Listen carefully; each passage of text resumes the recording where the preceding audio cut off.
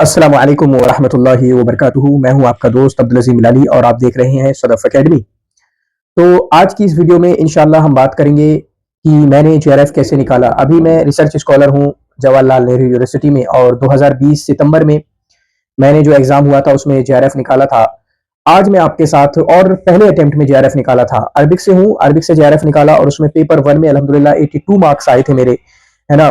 41 question से सही हुए थे और 80% नंबर आए थे, 240 मार्क्स आए थे, जो कि उस टाइम पे काफ़ी डिसेंट और काफ़ी अच्छे मार्क्स होते थे। और आज के टाइम पे भी ऐसा नहीं कि बहुत बुरे मार्क्स हैं वो।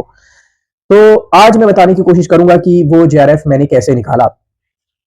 जेआरएफ की तैयारी के बारे में मैंने सुना था, हमारे दोस्त वगैरह जो हमारे क्लास के थे उन्होंने फर्स्ट सेमेस्टर में यानी कि फर्स्ट सेमेस्टर में उन्होंने एग्ज़ाम दिए थे, लेकिन मैंने एग्ज़ाम नहीं दिया था। और कोरोना जब हुआ, कोरोना की वजह से जब हमारी क्लासेस ऑनलाइन हो गई और हम घर पे आ गए, तब जाके मुझे लगा कि मुझे तैयारी शुरू करना चाहिए। तो तैयारी मैंने शुरू की, जिसमें से एक नोट्स चल रहा था वहाँ पर 2019 का नोट्स, जो अभी उतना फ़ायदेमंद नहीं है। उसके अलावा बहुत सारे नोट्स आ गए हैं, पब्लिक में भी हैं, हमारे अपने जो कोचिंग के नोट्स होते हैं वो भी काफ़ी और किताबें भी काफ़ी आ गई हैं।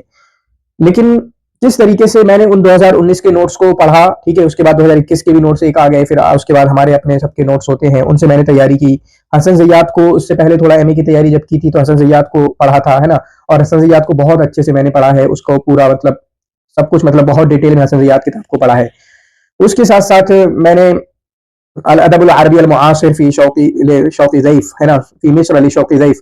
शौक़ी ज़ैफ़ की जो किताब है अल अदबुल अरबी अल मुआसिर, मैंने उस किताब को भी पढ़ा, ठीक है? काफ़ी अच्छी किताब है वो, उससे भी आपको पढ़ना चाहिए अगर आप मॉडर्न पीरियड के लिए उसको पढ़ें और उससे अपने नोट्स निकाल लें, बहुत सारी नई-नई मालूमात आपको मिलेंगी। बल्कि मैं कहूँ कि शौक़ी ज़ैफ़ की जो और दूसरी किताबें हैं, उन किताबों को भी आपको पढ़ना चाहिए, काफ़ी फ़ायदा होगा इंशाअल्लाह ताला। तो मैंने उस किताब को पढ़ा। उसके अलावा विकिपीडिया का बहुत अच्छा सहारा लिया है और एक और मैंने ख़ास काम किया था अरबिक के लिए। मैंने पीवाईक्यूज़ को जो पीवाईक्यूज़ थे उनको मॉक टेस्ट की तरह लगाया था। एक पीवाईक्यूज़ मैं किसी भी साल का उठाता था, ठीक है? और इसी तरीके से उसको इस तरीके से लगाता था, बाद में जब हल करता था कि क्यों गलत हुआ, क्यों नहीं गलत हुआ, इसमें मतलब क्या कमी है? गलत होने के रीज़न होते हैं ना कि मैंने पढ़ाई नहीं है, मुझे पता ही नहीं है, मैं भूल गया था, वो सब रीज़न होते थे। तो पीवाईक्यूज़ को मैंने मॉक टेस्ट की तरह लगाया है ना? पीवाईक्यूज़ की पीडीएफ सामने होती थी और उसके बाद उसको लगाता था कि पहले का बी, दूसरे का सी, तीसरे का सी, इस तरीके से फिर सही गलत के निशान भी आंसर की मिल जाती थी, फिर उस तरीके से। या पीवाईक्यूज़ की जो किताबें वहाँ पर मौजूद थी उस टाइम पे, जब मैंने एग्ज़ाम दिया था तो मोहम्मद अहमद साहब की जो किताब मालूमातुल आम्मा लिल अदबिल अरबी करके है, उसका काफ़ी इस्तेफ़ादा किया था और उसी किताब को मैंने अब ये मत करना कि वो किताबें थोड़ी आउटडेटेड हो गई हैं, उन किताबों के पीछे मत भागना, ये मैं अपने टाइम की बात बता रहा हूँ, ठीक है? बाकी एक वीडियो मैं अलग बनाऊँगा कि पेपर 1 की अब तैयारी कैसे करें, पेपर 2 की तैयारी अब कैसे करें, है ना? मैं अपना बता रहा हूँ, तो वो मत पूछना कि 2019 के नोट्स कहाँ मिलेंगे, वो आउटडेटेड हो गए, उतने मुफ़ीद नहीं है अभी, ठीक है? या जो किताब ये पीवाईक्यूज़ की बता रहा हूँ, पीवाईक्यूज़ की बेहतर किताबें आ चुकी हैं, दाऊद भाई की टॉपिक वाइज़ है, वो किताब आप खरीद लो पीवाईक्यूज़ के लिए। मेरी किताब है बाक़ियतुल अज़हार, वो उसकी पीडीएफ मौजूद है आप लोगों के सामने, उस पीडीएफ का फ़ायदा उठा सकते हैं। और बाक़ियतुल अज़हार को कल मैं देख रहा था तो उसके आखिर के जो 70 सफ़हात हैं, 70 पेजेज़ हैं, वो आप सबको पढ़ना चाहिए, ठीक है? उनको रट्टा मार लें, अच्छे से याद कर लें उनको अच्छे से, बहुत फ़ायदा होगा इंशाअल्लाह एग्ज़ाम में। मैं तो कहता हूँ उन्हीं 70 सफ़हात से आप 10-12 क्वेश्चन, 10-15 क्वेश्चन आप हल कर सकते हो, है ना? तो वो 70 सफ़हात को उनका प्रिंट निकलवा लें अपने पास और बाकी बाक़ियतुल अज़हार का नया एडिशन इंशाअल्लाह आपके सामने जनवरी-फरवरी में आ जाएगा, है ना? तमाम जो नए पीवाईक्यूज़ हैं उनके साथ।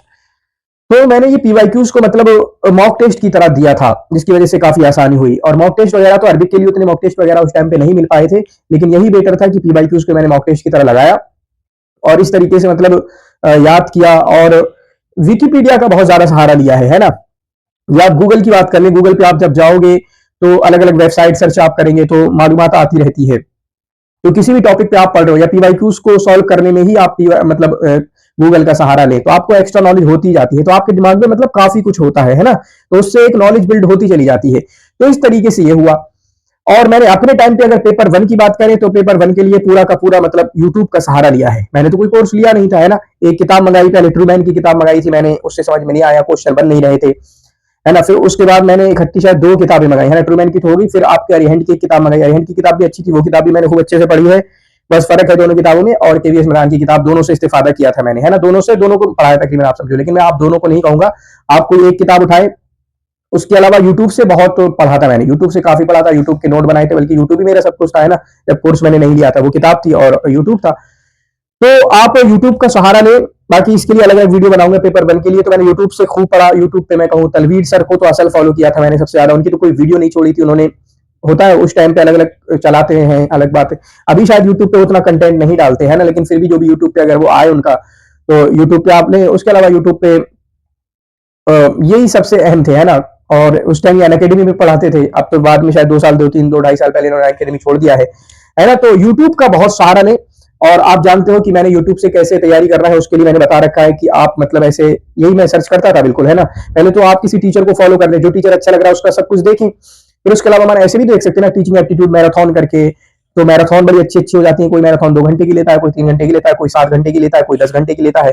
तो इस तरीके से मैराथन वगैरह भी आप देख सकते हो। वो मैराथन बड़ी हेल्पफुल होती है, क्योंकि आदमी इंसान पूरे टॉपिक का निचोड़ आपको 5-6 घंटे में देने की कोशिश करता है, और बहुत कुछ नई मालूमात मिलती है। तो आप पढ़ो, उनको देखो, सुपर स्पीड में देखो, डेढ़ में देखो, है ना।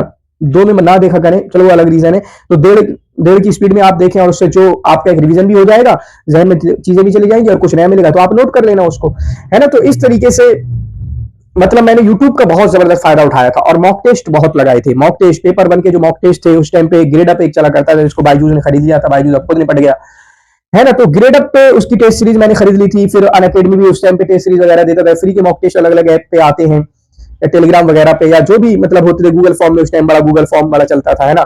या टेलीग्राम पे एक सर थे, टेलीग्राम पे क्विज़ वगैरह कराते थे, अमित बंसल करके, उनका क्या चैनल का नाम है, ठीक है। तो देखना, अमित बंसल मैं कुछ बोल रहा हूँ, या अमित बंसल या अमन बंसल सर करके, है ना, अमन बंसल, और चैनल का नाम क्या है तो देखना, जीआरएफ या क्या है। तो वो उनके क्विजेस, टेलीग्राम पे क्विजेस होती थी, वो लगाते थे। फिर ग्रेड अप का मैंने बोला, उसकी टेस्ट सीरीज ले रखी थी, वहां पे टेस्ट वगैरह लगाता था मैं, या जहां पे भी फ्री फ्री टेस्ट मिलते थे। और जो आखिरी टाइम आ रहा है, 40-50 दिन रह गए आपके, है ना, 30-35 दिन रह रहे हैं। मैं आपके साथ अपने आखिरी 35 दिन का शेड्यूल भी शेयर करूंगा इंशाल्लाह अलग वीडियो में, लेकिन यहाँ भी बता दूं, आखिरी 35 दिन में, असल में 35 दिन में हुआ क्या। कोरोना की वजह से ये था कि एग्जाम दिसंबर-नवंबर में होगा, है ना। एग्जाम जो है वो नवंबर-दिसंबर में होगा, जून वाला, क्योंकि कोरोना आ गया था। लेकिन एग्जाम की डेट आ गई सितंबर के लिए, बल्कि जून के लिए आ गई थी शायद, है ना। सितंबर में, 16 सितंबर के लिए आ गई थी शायद, है ना। बाद में 24 में हुआ, 8 दिन और थोड़ा लेट कर दिया गया था। तो घबरा गए थे हम, कि अचानक हम एक्सपेक्ट कर रहे थे एग्जाम नवंबर-दिसंबर में होगा, ठीक है। और उसकी डेट आ गई सिर्फ 30 दिन बाद। 30 दिन बाद, समझ रहे, अभी घबरा गए लोग, 2 महीने में घबरा गए थे कि आगे डेट जल्दी हो गया। तो हमारा 30 दिन में क्या हाल हुआ होगा हमारा। तो 35 दिन, फिर उसके बाद तलवीर सर की एक वीडियो आई कि आप ऐसे पढ़ाई करना, अपने 2 सब्जेक्ट हैं, एक सब्जेक्ट का स्लॉट सुबह में बनाना, एक सब्जेक्ट आपने शाम में पढ़ना है। वही मैंने कर लिया, एक सुबह में, और फिर उसके बाद वही सबको रिकमेंड करता हूं कि अपनी पढ़ाई इस तरीके से करो कि सुबह में हम इसको पढ़ेंगे, शाम में इसको पढ़ेंगे, सुबह में इसको पढ़ेंगे।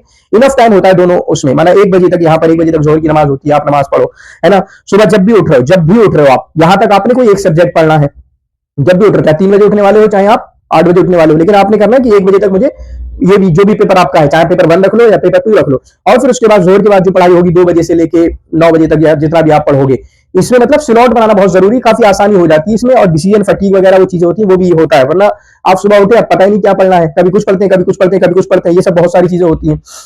तो फिर उसके बाद उन्होंने बताया कि आप पढ़िए, जितना भी रिवीजन किया है, जितना भी पढ़ा है उसको रिवाइज करिए। और रिवीजन वाले शायद हिसाब में था मैं, है ना, अक्सर चीजें पढ़ ली थी, तो रिवीजन की मूड में चले गए थे, बार बार उसको रिवीजन करना, और बहुत बार रिवीजन किया था। बहुत जबरदस्त शेड्यूल था, शायद 3-4 बजे, मतलब फजर से 1 घंटा पहले, 1-1.5 घंटा पहले की मेरी पढ़ाई हो जाती थी फजर की नमाज से। वो जो भी टाइम रहा होगा, सितंबर में कैसे अजान वगैरह होती है ना, अभी तो मुझे याद नहीं टाइम वगैरह क्या थे उस टाइम पे, लेकिन फजर से 1 घंटे की पढ़ाई मेरी फजर से पहले होती थी। फिर फजर की नमाज पढ़ के आए, फिर उसके बाद फजर के बाद नाश्ते तक 2 घंटा पढ़ाई हो जाती थी शायद, है ना।